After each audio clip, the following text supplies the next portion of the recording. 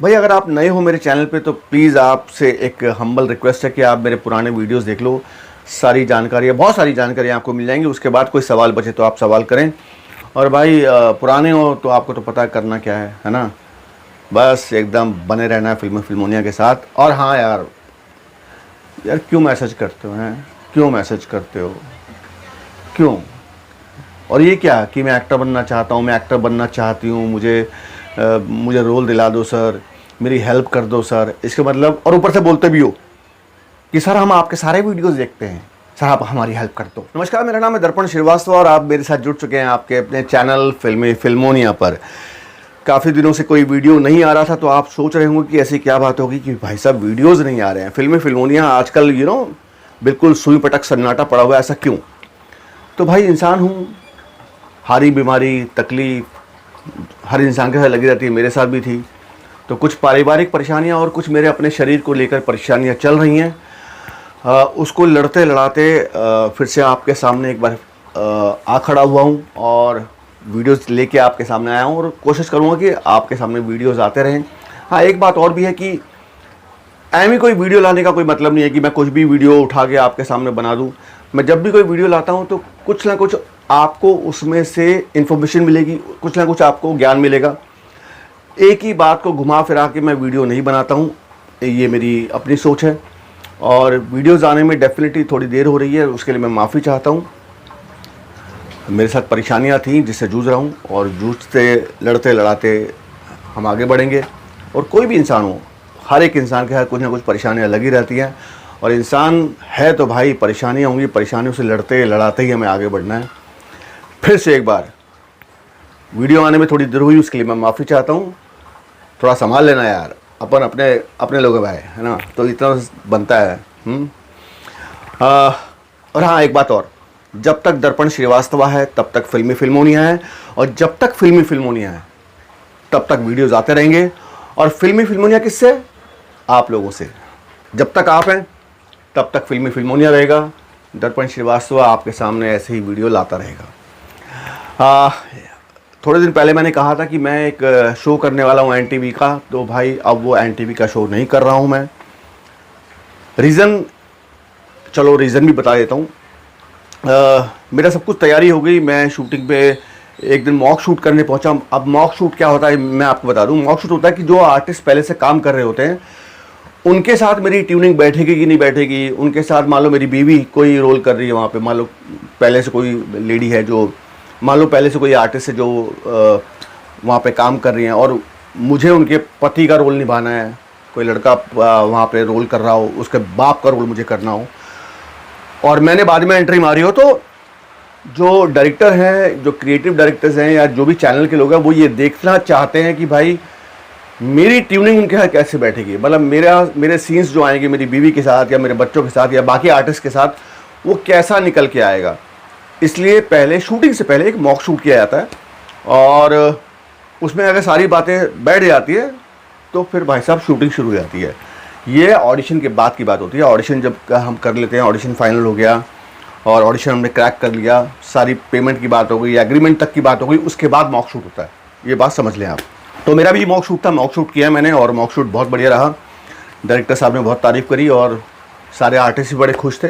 काफ़ी सारे आर्टिस्ट को मैं पहले से जानता था, तो अच्छा लगा बड़ा सेट पे जाके। लेकिन बड़ा दिल धक धक कर रहा था। रीज़न क्योंकि कोरोना काल जब से शुरू हुआ तब से मैंने कोई शूटिंग हाथ में ली नहीं थी। काफ़ी सारे रोल्स के ऑफ़र हुए थे, तो मैंने अवॉइड किया कि भाई ये टाइम निकल जाए उसके बाद करेंगे।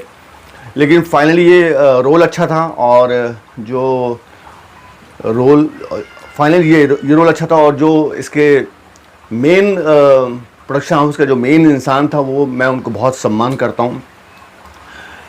मैंने हाँ कर दी और सब कुछ ठीक हुआ। फाइनली ये एग्रीमेंट की बात हुई, तो मैंने कहा कि भाई अभी ये थोड़ा श्राद्ध का टाइम चल रहा है, तो एग्रीमेंट बाद में साइन कर लेंगे, तब तक शूटिंग शुरू करते हैं। आप बताएं शूटिंग कब से करनी है। तो उन लोगों ने कहा भाई 4-5 दिन में शूटिंग शुरू हो जाएगी। मालूम पड़ा कि भाई साहब शूटिंग होने से पहले कांड हो गया। जो लड़की थी हीरोइन और जो लड़का था हीरो, दोनों को कोरोना हो गया। शूटिंग 4-5-6 दिन के लिए बंद हुई। मुझे फ़ोन आया कि सर ऐसा ऐसा हो गया, अब चैनल ये चाह रहा है कि कोई रिस्क ना लिया जाए, और जो अभी आपकी एंट्री है वो अभी फ़िलहाल हम उसको भूल जाते हैं। तो जैसे ये सब चीज़ें हालात सुधरेंगे, अब तो हम शो की तरफ देख रहे हैं कि अब जब लड़का लड़की मेन हीरो हीरोइन नहीं है तो फिर कैसे ट्रैक को चलाएंगे, कैसे कौन कौन से ट्रैक ओपन होंगे। तो इसलिए फ़िलहाल हम आपको अभी नहीं हाँ बोल सकते। तो ये हुआ जी। और मैंने भी सोचा कि यार, और हाँ, एक आर्टिस्ट और था, उसको भी कोरोना हो गया था। बाकी सब लोगों को सबके टेस्ट हुए। अब उसकी क्या रिपोर्ट्स आएंगी वो तो अलग बात है। लेकिन ये सब सोचते हुए मेरी भी घंटी बज गई कि भाई अगर मान लो मैं कोई शो लेता हूँ तो भाई रिस्क बहुत तगड़ा है। मतलब जान हथेली पे लेके जाओ और शूटिंग करो। तो मैंने भी सोचा चलो ठीक है यार, ये भी नहीं चाह रहे फ़िलहाल मुझे लाना, और मैं भी नहीं चाह रहा हूँ कि चीज़ें कुछ हों। तो दोनों तरफ से रजामंदी से मामला ये हुआ कि भाई मैं ये शो नहीं कर रहा हूँ। अब शो का नाम मैं क्या बताऊँ, आप खुद NTV का शो है, रनिंग शो है, अच्छा शो है, चल रहा है। तो आप न्यूज़ में कहीं ना कहीं पढ़ लेंगे कि मैं किस शो की बात कर रहा हूँ। मैं अपने मुंह से नाम लेना नहीं चाहूँगा। खैर एनीवे, ये सब बातें तो ज़िंदगी है, तो ये सब चलता रहेगा। और पेशेंस, मैं हमेशा बोलता हूँ कि एक आर्टिस्ट को ये समझना पड़ता है कि यार कई बार काम मिलता है, कई बार ऑडिशन अच्छा होता है, ऑडिशन के बाद क्रिएटिव डायरेक्टर्स को लगता है कि यार ये रोल में फिट नहीं बैठ रहा, आर्टिस्ट अच्छा है लेकिन इस रोल में फिट नहीं बैठ रहा, ऐसा भी हो जाता है। कई बार दूसरा काम मिलने में बहुत टाइम लग जाता है। ऐसी चीज़ें बहुत होती रहती हैं, लेकिन इन सब से लड़ते लड़ाते हमें आगे बढ़ना होता है, और बड़ा मज़ा आता है भाई साहब, बड़ा मज़ा आता है। ये ज़िंदगी जीने का मज़ा ही अलग है। एनीवे, आज के मुद्दे पे आते हैं। तो आज का मुद्दा ये है कि भाई बहुत से बच्चे मुझसे ये कहते हैं, सर मैं एक्टर बनना चाहता हूँ। तो भाई ये कहना छोड़ दो यार, मैं एक्टर बनना चाहता हूँ। मतलब ये क्या वर्ड यूज़ करते हो यार, मैं एक्टर बनना चाहता हूँ। मतलब अभी तक एक्टर हो नहीं आप, बनना चाहता हूँ, कोई कैसी बातें करते हो यार। आप एक्टर हैं, आप और निखरना चाहते हैं, आप बतौर एक्टर काम करना चाहते हैं, आप एक्टर हैं, ये बात समझ में आती है। मैं एक्टर बनना चाहता हूँ, ये समझ में नहीं आती बात। तो खैर एनीवे, बहुत सारे मैसेज आते हैं, वो अलग बात है कि मैं एक्टर बनना चाहता हूँ, मैं ये करना चाहता हूँ, मैं वो करना चाहता हूँ। भाई हर इंसान को जिसको देखो वो एक्टर बनना चाहता है। तो ये बड़ी मुद्दे की बात बताने वाला हूँ, आप ये ध्यान से समझ लीजिएगा। अगर आप मुंबई के बाहर से हैं या आप कहीं पे भी हैं और आप मुंबई में आके एज एन आर्टिस्ट काम करना चाहते हैं, देखो हर तरह के एक्टर्स होते हैं। एक होता है कि भाई वो उनको लीड ही करना है, मतलब अब वो डेफिनेटली यंग एज है और अभी, और समझ लो एक बिल्कुल यंग बच्चे हैं और बहुत टैलेंटेड हैं। तो डेफिनेटली अगर उन्होंने बहुत सीखा है, बहुत समझा है, मतलब उन्होंने थिएटर काफ़ी किया हुआ है और काफ़ी ज्ञान ले लिया है, काफ़ी अपने आप को मांझ लिया है, अपने आप को पूरी तैयारी के साथ वो मुंबई आएंगे तो डेफिनेटली वो लीड की सोचेंगे। अगर वो खूबसूरत भी हैं तो सीरियल में बतौर लीड काम करना चाहेंगे। अब थोड़ी एज हो गई तो डेफिनेटली वो सोचेंगे कि यार अब हमें रोल तो क्या, लीड का रोल तो मिलेगा नहीं, तो चलो माँ बाप का रोल मिल जाए, मामा मामी का मिल जाए, भाभी बन जाएं, डॉक्टर बन जाऊं, ऐसे बहुत सारे। तो हर इंसान को अपने बारे में मालूम होना चाहिए कि आप किस एज ग्रुप में हैं और किस एज ग्रुप के साथ आपको क्या रोल ऑफर होंगे, क्या रोल आपको करने हैं। तो ये आपको समझना आना, तो ये आपको समझ होना बहुत ज़रूरी है। अब आप बहुत तैयारी के साथ आया तो डेफिनेटली आप बड़े रोल्स के लिए जाएंगे, बहुत अपर लेवल पे जाएंगे और डेफिनेटली आपको उस लेवल पे काम भी मिलेगा। लेकिन मान लो आपको थोड़ी समझ है, मान लो आपको इतनी समझ है कि आपको सिर्फ डायलॉग बोलना आता है, काम चलाओ, आपको एक्टिंग आती है, लेकिन आप चाहते हैं कि आपको काम मिले, है ना? तो क्या करेंगे, तो कहाँ जाना है ना? तो ये बात समझने वाली बात है। देखो हर इंसान को ये तो पता है कि भाई हमें ऑडिशन करने हैं, हमें जाना है मुंबई तो ऑडिशन करना पड़ेगा, ऑडिशन के बाद हमें काम मिलेगा, हमें कास्टिंग डायरेक्टर से मिलना है, और कास्टिंग डायरेक्टर कहाँ मिलेंगे, आपको प्रोडक्शन हाउस में जाना पड़ेगा। ये इसके लिए मैंने बहुत सारे वीडियोस बनाए भी हैं। लेकिन आपको पता है कि ऐसे बहुत सारे एक्टर्स की भी ज़रूरत पड़ती है जो एक डायलॉग के लिए या जो एक सीन के लिए या 2 सीन के लिए या 3 सीन के लिए भी उनको बुलाया जाता है, वो भी तो आर्टिस्ट ही हैं।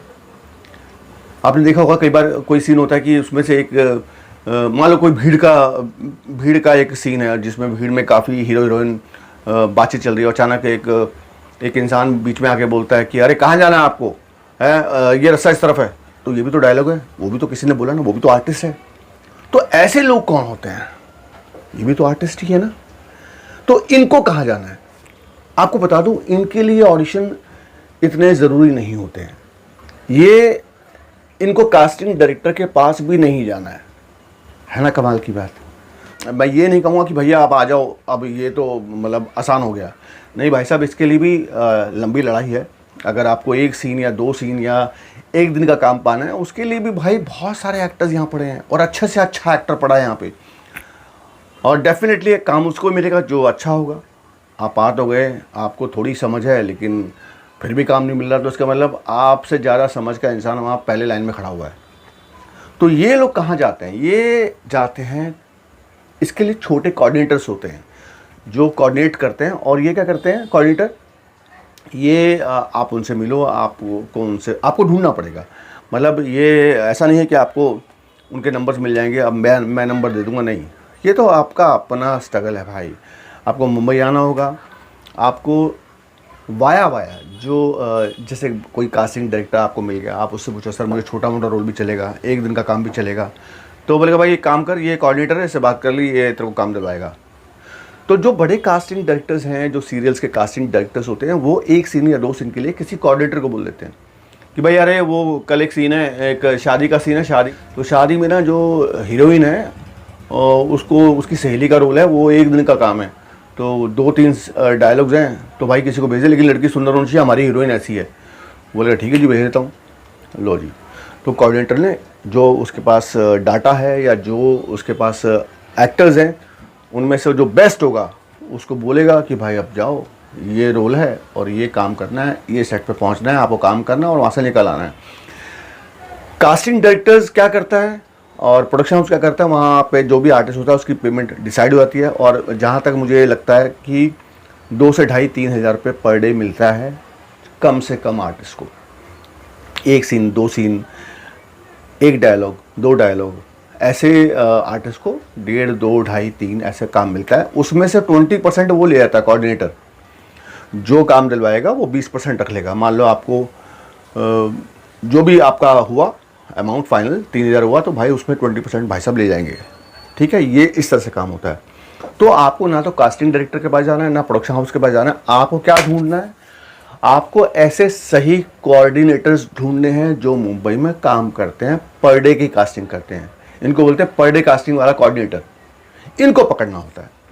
तो मान लो फॉर एग्जांपल, अगर आप अच्छे हैं, अगर आपको एक्टिंग की समझ है, आपको कैमरे की समझ है कि कैमरा के सामने कैसे आपको एक्टिंग करना है, कैसे परफॉर्म करना है, तो आप उनके पास जाएंगे कोऑर्डिनेटर के पास, और कोऑर्डिनेटर आपको काम दिलवाना शुरू कर देगा, क्योंकि उनको तो भाई नीड ही है ना ऐसे लोगों की। तो आपको मुंबई में स्ट्रगल करना है। अगर आपको छोटे रोल करने हैं, अगर आपको पर डे का काम करना है, 1 दिन का काम, 2 दिन का काम करना है, तो भाई आपको सिर्फ और सिर्फ स्ट्रगल करना है, मुंबई के कोऑर्डिनेटर्स को ढूंढना है। अब वो कास्टिंग डायरेक्टर से मिलकर ढूंढो या वाया ऑडिशन में जाते हो, वहाँ कोई एक्टर मिल गया, उससे पूछ लिया भाई मुझे पर डे की कास्टिंग करनी है, मुझे तो छोटा मोटा रोल भी चलेगा, तो बोलेगा भाई इससे बात कर ले, ये नंबर ले ले, इससे बात कर ले और इसको फ़ोटो भेज दे, तेरा काम हो जाएगा। तो ऐसे काम शुरू हो जाते हैं। पर एक बात समझ लीजिए, कोऑर्डिनेटर के नाम पे ही भाई बहुत ही फ्रॉड होता है। मतलब आपको बोल देगा बंदा कि मैं काम दिलाऊंगा और मैं आपको काम पे भेजूंगा, लेकिन मालूम पड़ा पैसे ले लिए और आपको पैसे दिए नहीं। तो कोशिश ये करो, जो कास्टिंग डायरेक्टर्स होते हैं, जो बड़े प्रोडक्शन हाउस में कास्टिंग डायरेक्टर्स बैठे हैं, अगर वो किसी कोऑर्डिनेटर का नंबर देते हैं, आप उसी के पास जाओ। कोई सामने से बोल दे कि भाई मैं कोऑर्डिनेटर हूँ, मैं आपके साथ काम करना चाहता हूँ और मैं आपको काम दिलाऊंगा, उसके साथ काम मत करना, पैसों का झोल हो जाएगा। भाई साहब ऐसे बहुत से फ्रॉड मैंने मुंबई में देखे हैं। ख़ासतौर से लड़कियों को बहुत सावधान रहने की ज़रूरत है। आपको नहीं जाना है ऐसी जगह, आपको जो सही कास्टिंग डायरेक्टर्स हैं उनके पास जाना है, उनसे ही उनका नंबर लेना है और फिर उनको फॉलो करना है।